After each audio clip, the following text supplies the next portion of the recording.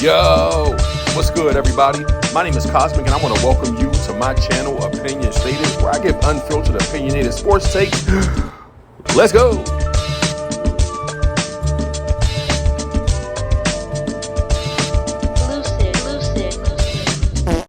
Yo, what's good, everybody?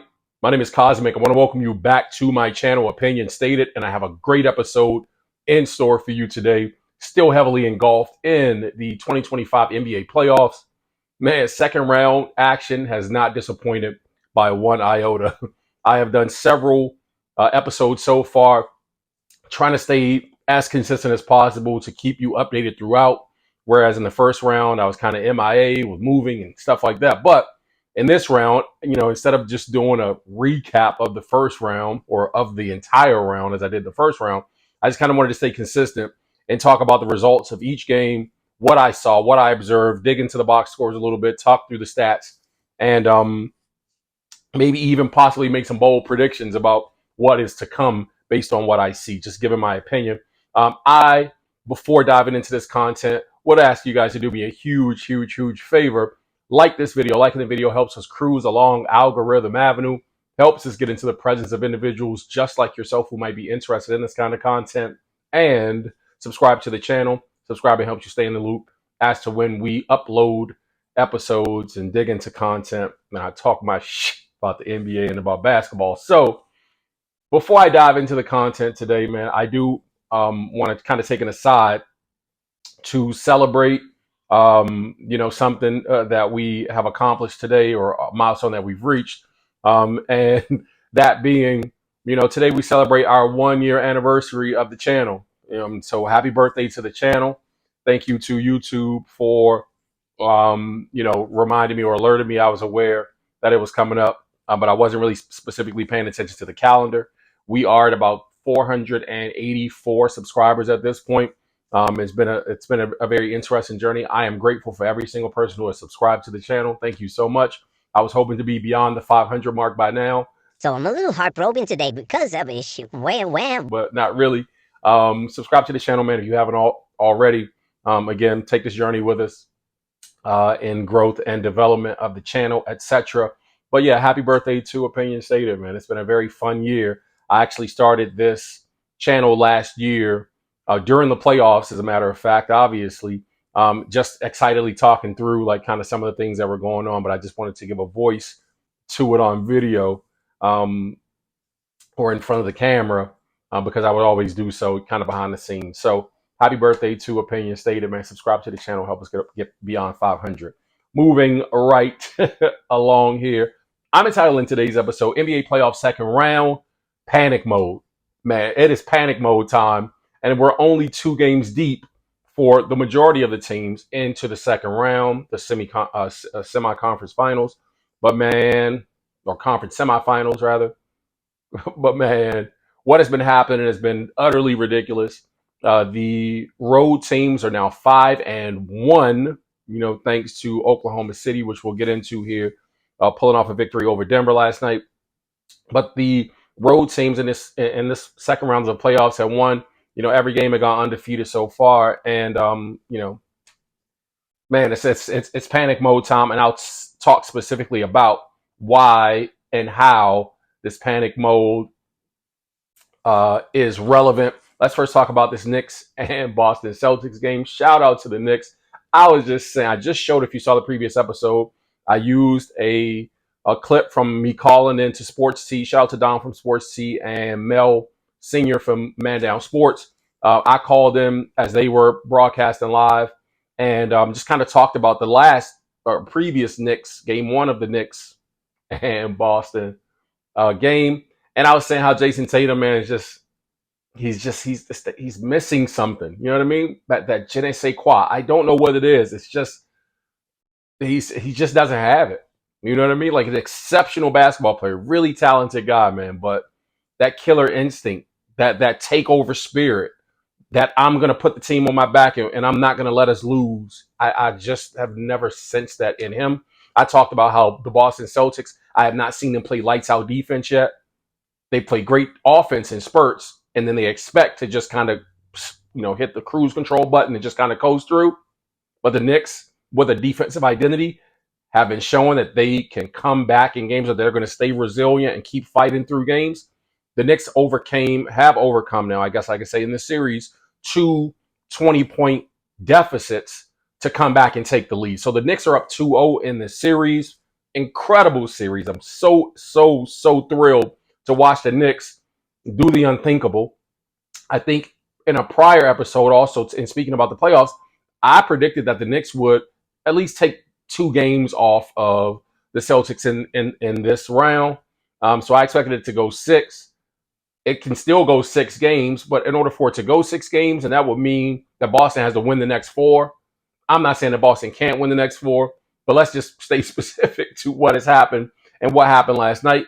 The Knicks rally back from 20 down to win the game 91-90, man. And the Celtics shot abysmally once again. And I don't want to just talk about how terrible the Celtics played and not give credit to how well the Knicks played, especially Mikal Bridges down the stretch, 14 points in the fourth quarter. Jalen Brunson, I believe, had 8 points through 3 quarters. And so he hit some very critical shots, including 2 clutch free throws at the end to give them the lead and the win. Mikal Bridges, obviously, man, great defense at the end there with the steal from Tatum. And, you know what I mean, kind of sealing the deal for the Knicks over the Celtics. In that call, the previous video, I talked about calling in a sports tee and Man Down Sports. I was telling them also, not only is Jason Tatum not the guy, but, man, people better put some respect on Jalen Brunson, bro. Put some respect on his name. This brother, as I was thinking about it, in that call, I was saying to Mel, or Mel posed the question, like, you don't think he gets the respect? He was an all-star this year. And I'm like, yeah, that's true. And he's like, well, where would you rank him if you had to rank him in terms of point guards in the league at his, players at his position? And, it was stipulated not to include Luka because technically Luka's a small forward. So we're not just talking about facilitators of the basketball, we're talking about actual point guards. As I thought about it after that call, I'm like, he being Jalen Brunson is better than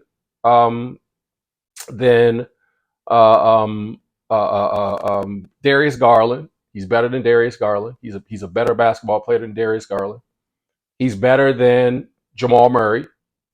He's better than he's better than every point guard in the league. This dude's the best point guard in the league. Like, literally, he's playing like it. He's playing like the best point guard in the league, bro. Argue with me in the comments if you don't believe. If you don't agree, but I think Jalen Brunson is the best point guard in the league. He literally is. I have to think about it. He's better than Ja. You know what I mean? Like, does he have more upside than Ja? No, Ja's younger, so of course Ja could get better, but it looks like Ja's on the decline. Can't stay healthy. But I can't think of anybody who's better than him. Tell me who I'm missing. Who's better than Jalen Brunson at the point guard position in the NBA? I don't know of anybody else, bro. I promise I can't. Well, you can tell me. I'm going to move on to the next slide. The Knicks put up 91 points last night. Obviously, 46 rebounds they pulled down, 19 assists dished out on 43% shooting, 29% shooting from the field. They literally shot 37 of 86 for that 43% to get the 90 points. 9 for 31 from 3. Not a good shooting night at all. The Knicks in this series haven't even played their best basketball. I mean, they're fighting back, so they're showing this punch, resiliency, this fight. But the Knicks haven't even played a great game yet. I mean, you haven't got an explosive game yet out of Brunson. You haven't got an explosive game out of Cat yet. You know what I mean? They're due for one of those. Boston's not going to miss shots every single game, so we're overdue for one explosive or a few explosive games from Boston in this series potentially. If those explosive games lead to wins, though, on either side of the coin remains to be seen.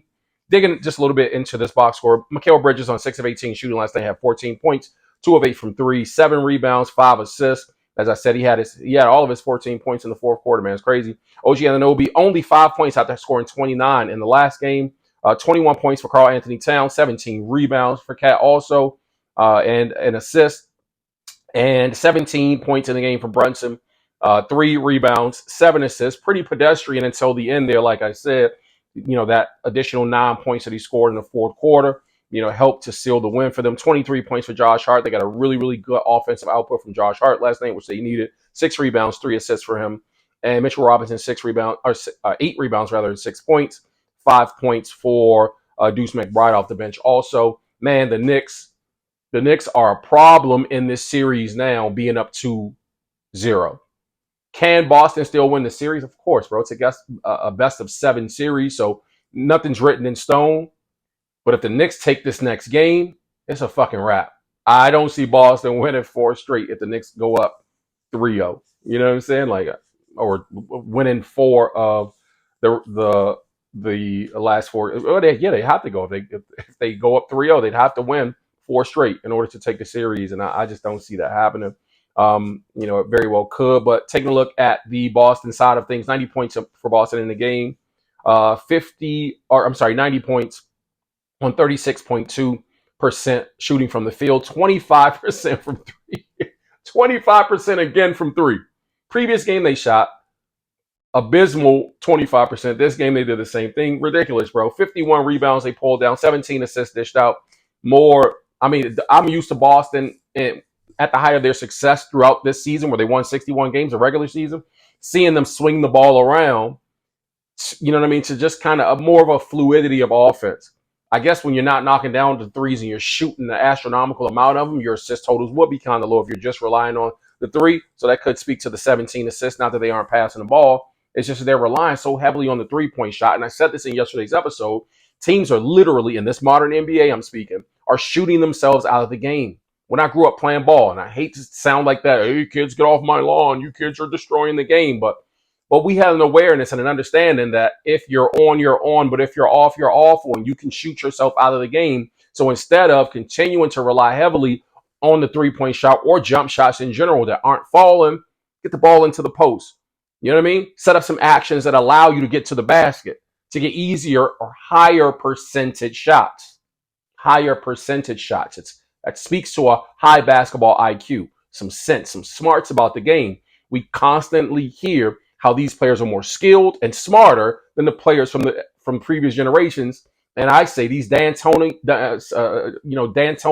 followers of just 3-point high possession basketball aren't really smart.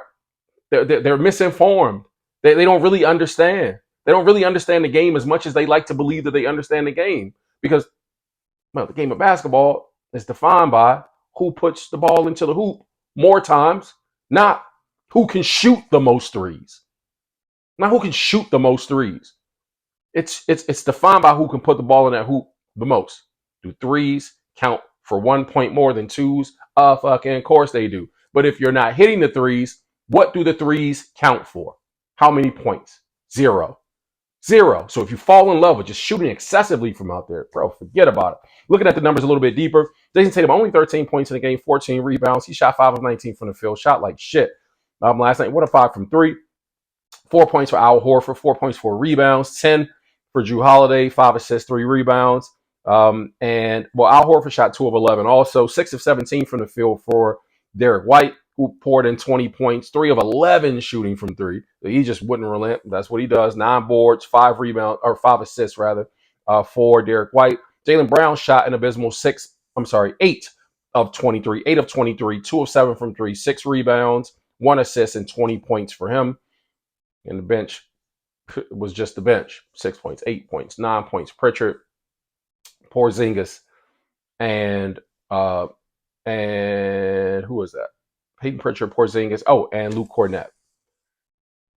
Where's Porzingis in this series? Now, I understand that he's dealing with like some extreme injury, some extreme illness in his body, bro. And so prayers up for Porzingis. I'm not going to say like he's faded to black or anything like he's underperforming. Man, he's just not well. And so hopefully he gets better, even if they sit him out so that he's not a distraction from the team. I'm not blaming the losses on Porzingis to say because there are a couple points where he wasn't even playing at all. He had only played like 6 minutes in the series. As I was watching the game, the commentator said like he's only played 6 points in the series, played 6 minutes in the series, and then I believe it was in the third quarter he scored 5 points. The 5 points that he ended with 8, but he actually scored all 8 points because it was 5 and then he hit 2 threes.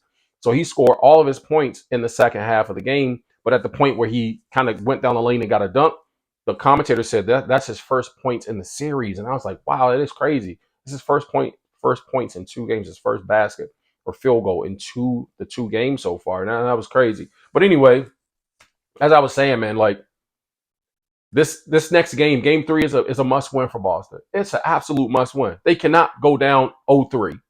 And Again, as I said in the last episode, and I said in the previous episodes, the expectation is that the home team holds court. The home team holds court. But in these playoffs, or this second round of the playoffs, we've watched the home teams take all but one game, thanks to Oklahoma City, who won last game in this, graphics that we'll get into next. Boston cannot afford to go down 0-3. The Knicks are now, man, at home on Saturday in game 3. The Knicks hold home court. They hold court at home as they are expected to do. Not that it's a guarantee, but you expect home cooking, home court, bro. It's like we home, we comfortable. Our fans are behind us. They're backing us. They're cheering for us. It changes the energy, shifts the energy. You know what I mean? Totally.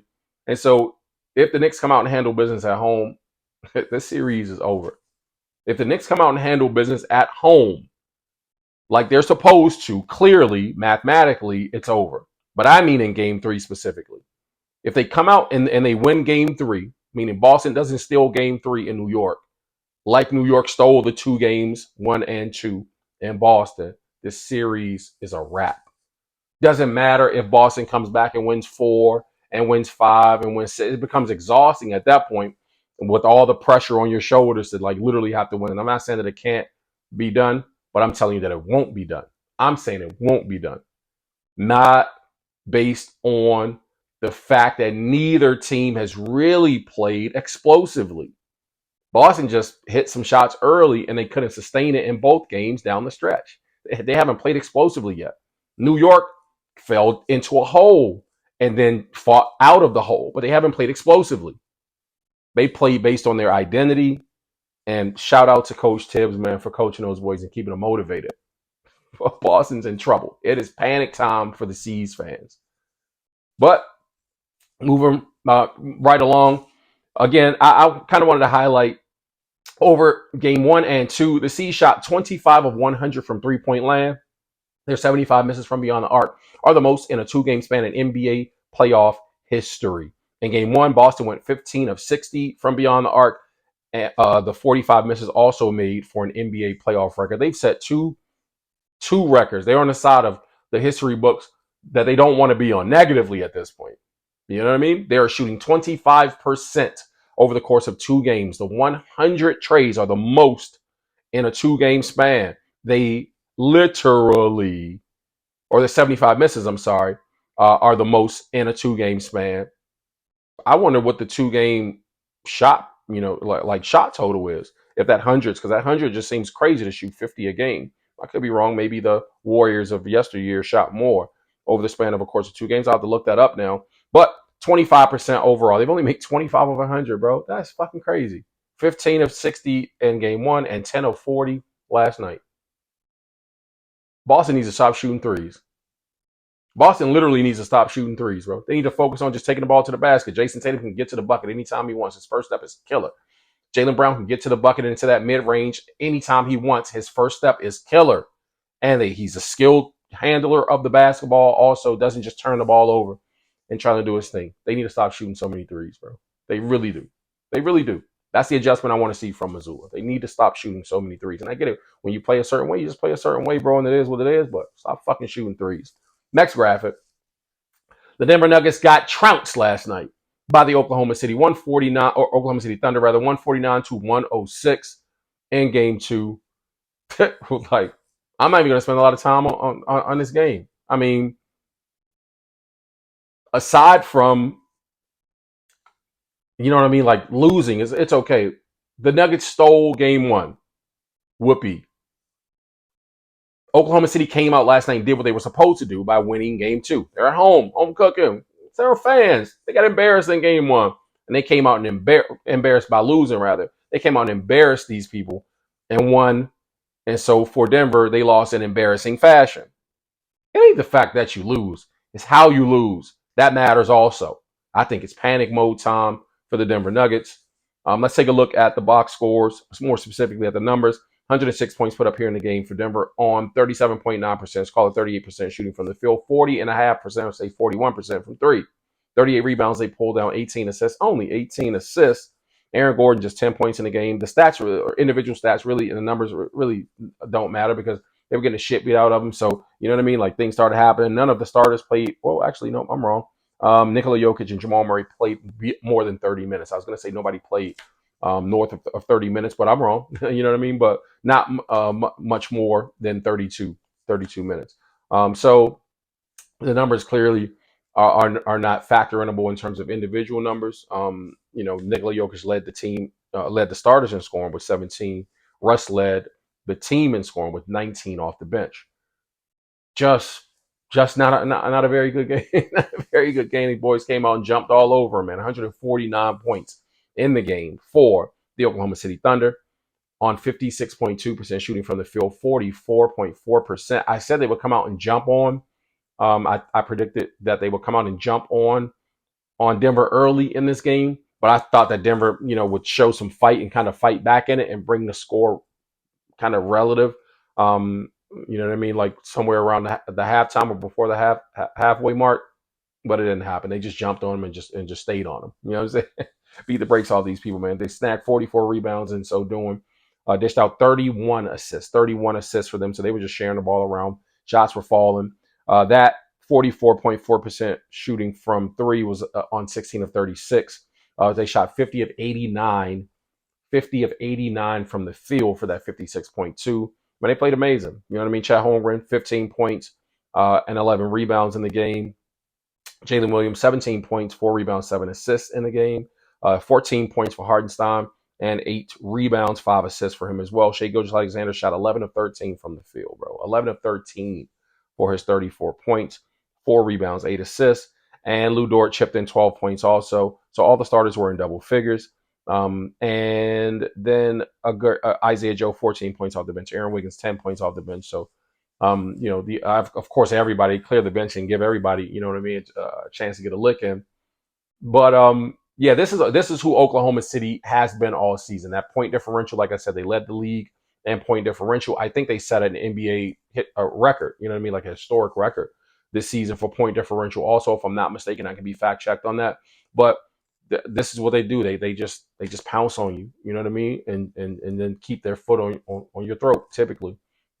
So I expect more of this in this series. It's not that I don't believe in Denver. It's just that if these boys are allowed to play this way and allowed to get up and down the court and run, these young boys in Oklahoma City, there's nothing that anybody can do with them. There's nothing. It's just youth, young legs, and it's not like they're so young that they can't get it done. They've been here before. They were severely disappointed last season in the playoffs. Fighting the years prior to get to this point and growing and developing as a young squad. And so, I mean, if the regular season record, said anything for them, it's that they are consistent enough to continue to string wins together when they're playing their style of basketball. They're, I mean, relatively or for the most part, unstoppable, man. So not pronouncing, um, you know, utter and complete terror on Denver, while at the same time I am. You know what I'm saying? I obviously Oklahoma City is favored in this series, so it's not just that, you know what I mean, like Denver can't compete. Denver can certainly compete, but Oklahoma City is more is like a deeper team. You know what I mean? So they have more youth coming in off the bench to just continue to push the pace, and as long as they're pushing pace, you know what I mean, they can beat anybody, man. So moving right along to tonight's game two, only one televised game tonight. Steph Curry, as I reported in the last episode, is injured. He will, now be reevaluated in a week. So I think they've ruled him out of game 2, 3, and 4. Before he's reevaluated with this grade 1 hamstring strain. Steph may miss the rest of this series. If Hemi cannot pull it off, Hemi and the rest of the guys, Golden State might be, obviously be going home, and it will be disastrous because of this soft tissue injury for Steph, man. So that'll be heartbreaking, utterly heartbreaking. Everybody's kind of pulling for Golden State, wanting to see, what they would do after adding Hemi, this historic run that they went on, or just, how the team kind of transformed into a contender after Hemi, got over there. So, um, I mean, the money line on the game tonight. If you are still crazy about Golden State and just think that playoff Jimmy's a real thing, so you know what I mean. Hemi Butler is going to get it done. They're 4-1 odds. You know what I mean. The odds makers are laying over. Golden State just winning straight up. So man, $1 gets you 410. You know what I'm saying? Man, bet responsibly. These odds are shared courtesy of FanDuel Sportsbook. FanDuel Sportsbook is not a sponsor of this channel. I am not encouraging you to gamble by any stretch of the imagination. I'm literally just sharing the odds. The Wolves are favored by 10.5 points in this game as well. 10.5 point favorites without Steph. I think that's a safe bet. I think it's a safe bet. I think it's a safe bet. You know what I mean? To be honest, they're at home. You know what I mean? The Warriors are without Steph. They used Kuminga in the last game. Fortunately, they used Kuminga, so hopefully that gives him some confidence to come in and just contribute. Because I think the world of Jonathan Kuminga. Actually, I think he's a very talented young basketball player. So hopefully Steve Kerr will use him more. Moses Moody obviously, can add some scoring punch off the bench. Clearly, Buddy Hield in the starting lineup has been playing great. Pajemski is my guy. I rock with Pajemski. So it's not that they don't have offensive weapons and people who can step in. You know what I mean? But I just think that the playoffs, bro. Ant laid an egg last game. You know what I mean? So I expect a really, really big game out of Ant. I expect a really big game out of Julius Randle tonight. And so I think that the 10.5 points, 11 points is safe. I got them beating the Warriors by at least like 17 points tonight. That's just me. So the 201.5 is the over under. I think the over under is safe too. I think I think it's a good over. You know what I mean? So I take them. I take the Wolves to come out and just annihilate the Warriors tonight. I don't think the Warriors are going to roll over for them, but yeah, I think it should be a decent game for the most part through the second half until the Warriors just pull off and just take control of the game. So that has been the basis of this episode, man. I want to thank you guys for tuning in. I really, really do appreciate you. Again, subscribe to the channel, like the video if you haven't done so already. I look forward to seeing you guys in the next episode. Absolutely cannot wait until then. Take care of yourselves. Blessings.